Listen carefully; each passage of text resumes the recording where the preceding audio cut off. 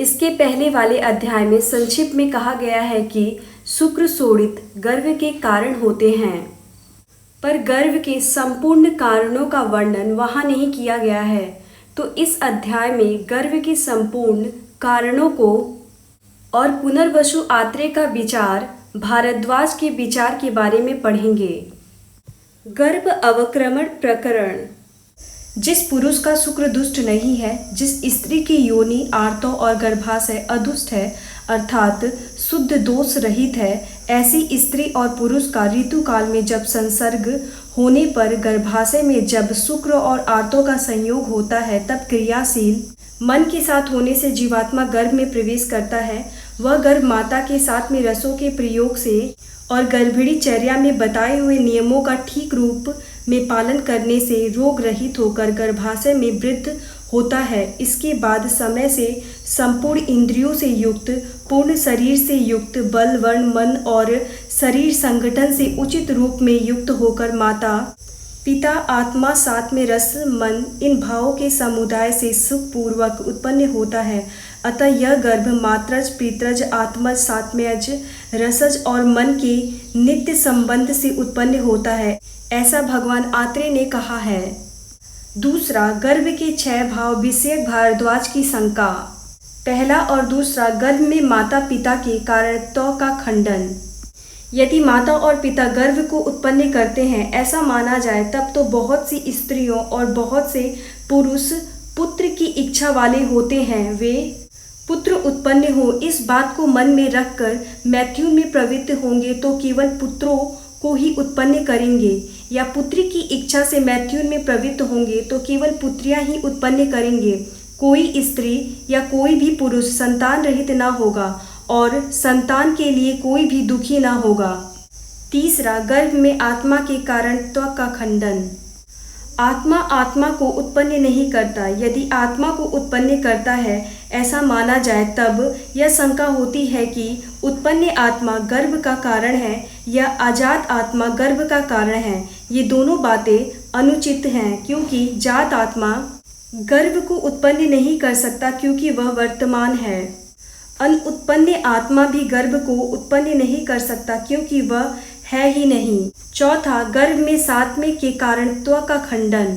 यह गर्भ सात्म्य वस्तुओं के सेवन से उत्पन्न नहीं होता। यदि सात्म्य वस्तुओं के सेवन से उत्पन्न होता तो केवल सात्म्य वस्तु सेवन करने वाले को ही संतान की उत्पत्ति होती और असात्म्य वस्तुओं के सेवन करने वाले जितने मनुष्य हैं उन्हें संतान नहीं होती। पर दोनों जगह दोनों बातें देखी जाती हैं। पांचवा, गर्भ में रस के कारणत्व का खंडन। गर्भ रस से उत्पन्न नहीं होता। यदि रस से गर्भ की उत्पत्ति मानी जाए तो कोई भी मनुष्य और स्त्री संतान रहित नहीं होंगे।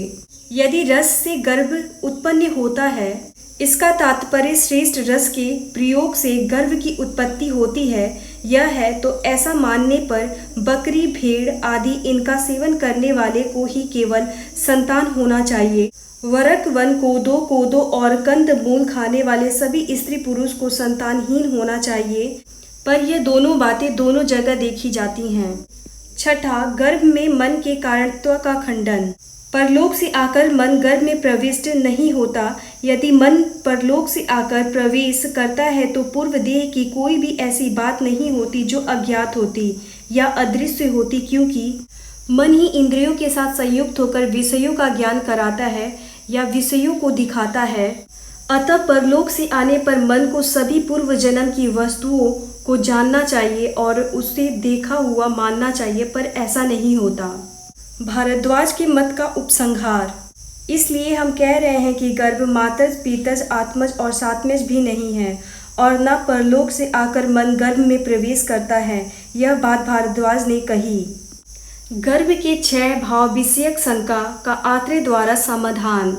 पहला, माता की कारणता एवं मात्रज भाव।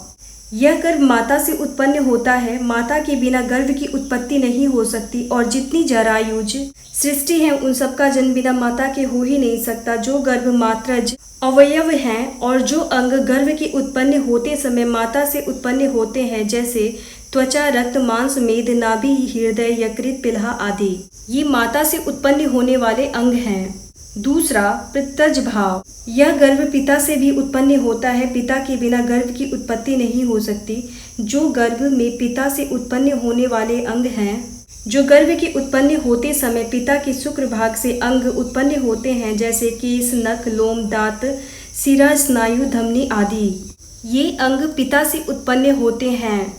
तीसरा आत्मा का जातत्व और अजातत्व, यह गर्भ आत्मा से भी उत्पन्न होता है। जो अंतरात्मा है वह ही गर्भ की आत्मा है। यह नित्य अजर अमर जीव गर्भाशय में प्रविष्ट गर्भ को उत्पन्न करता है। वही गर्भ समय से बालक, तरुण, वृद्धा अवस्था को प्राप्त करता है। वह गर्भ जिस जिस अवस्था में वर्तमान होता है उस अवस्था में जात होता है। जो अवस्था आगे आने वाली होती है उस अवस्था को जात यानी कि उत्पन्न होने वाली होती है। इसलिए वह आत्मा जात और अजात एक ही काल में होता है। वही आत्मा जात अर्थात उत्पन्न होकर उत्पन्न करता है। वही आत्मा आने वाली अवस्था अजात रहती है। और अज्ञात शुद्ध नित्य आत्मा षड धातु आत्मक आत्मा को उत्पन्न करता है। चौथा सात्मज की कारकता एवं सात्मज्य भाव, यह गर्भ सात्मयज भी है। सात्म्य वस्तुओं का सेवन करने वाले स्त्री पुरुष जिनके शुक्र, आर्तों एवं गर्भाशय में कोई विकृति नहीं है, ऐसे स्त्री पुरुष का ऋतु काल में संसर्ग होने पर यदि आत्मा गर्भ में आक्रमण नहीं करता तब गर्भ की उत्पत्ति नहीं होती। यह गर्भ केवल सात्म वस्तुओं के सेवन मात्र से नहीं होता, पर गर्भ की उत्पत्ति में समुदाय कारण होता है। जो गर्भ में सात्मयज भाव है और उत्पन्न होते हुए गर्भ में सात्म्य वस्तु सेवन से जो भाव उत्पन्न होते हैं, जैसे आरोग्य रहना, आलस्य रहित रहना, लालची नहीं होना, इंद्रियों की प्रसन्नता आदि, ये सात्म्य भाव होते हैं। पांचवा रस की कारणता एवं रसज भाव, यह गर्भ रसज भी है। बिना रस के माता के जीवन का निर्वाह ही नहीं हो सकता, तो गर्भ की उत्पत्ति कैसे हो सकती है। जो गर्भ में रसज भाव हैं और उत्पन्न होते हुए गर्भ में रस से जो भाव उत्पन्न होते हैं, जैसे शरीर को बढ़ाना, शरीर को उत्पन्न करना आदि, ये रसज भाव हैं। छठा मन की कारणता एवं मन के भाव, परलोक से आकर मन गर्भ में आक्रमण नहीं करता। इस आक्षेप का खंडन, निश्चित रूप से मन दूसरे शरीर से संबंध करने वाला है, क्योंकि मन जीवात्मा का सदा स्पर्श करते हुए शरीर से संबंध स्थापित करता है। जब तक मन और आत्मा का नित्य संबंध है तभी तक संसार चलता है। जब मन और जीवात्मा का संबंध विच्छेद हो जाता है तब आत्मा का मोक्ष हो जाता है और संसार समाप्त हो जाता है। सतत्व का शरीरांतर से अवश्य ही संबंध होता है। मन एक शरीर को छोड़कर जब दूसरे शरीर में जाने के लिए प्रस्तुत होता है तब पूर्व तज्य शरीर का स्वभाव बदल जाता है।